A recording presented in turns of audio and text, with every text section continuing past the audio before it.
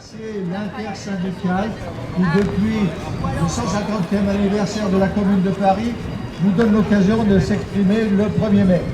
Alors l'année dernière, on avait fait notre intervention sur le droit syndical, enfin le droit des travailleurs plutôt. Et cette année, on va faire une intervention plus syndicale qui retrace un peu l'essor du syndicalisme pendant la Commune de Paris et la suite, malheureusement, il a fallu attendre quelques années avant que le mouvement ouvrier renaisse de ses cendres.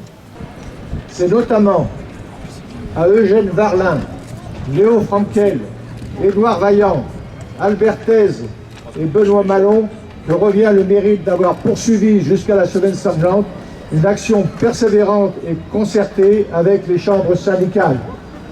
Pendant les 72 jours de la Commune, ils font des innovations révolutionnaires dans le domaine du travail et de la production. Le premier acte de Léo Frankel, chargé du ministère du Travail, fut de faire une enquête sur la situation économique des travailleurs.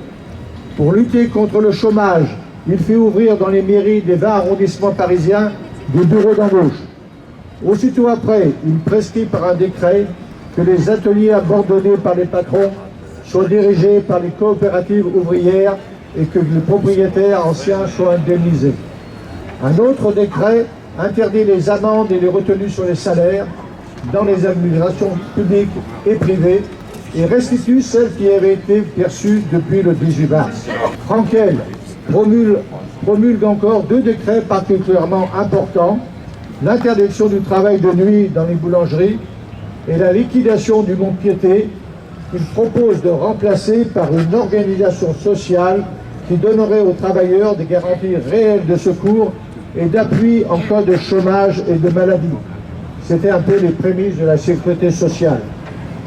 Par ailleurs, il fixe le salaire minimum et la durée de travail des employés des ateliers du Louvre. Et par décret, fixe le maximum des traitements à 6 000 francs par an. Il propose la journée de 8 heures. Tel le phénix, le mouvement ouvrier renaissait de ses cendres. Mais n'oublions jamais que la bourgeoisie est prête à tous les massacres pour sauvegarder ses privilèges. Et que vive la Commune! Vive la Le chœur de la chorale des amis de la Commune de Paris vont chanter l'Internationale.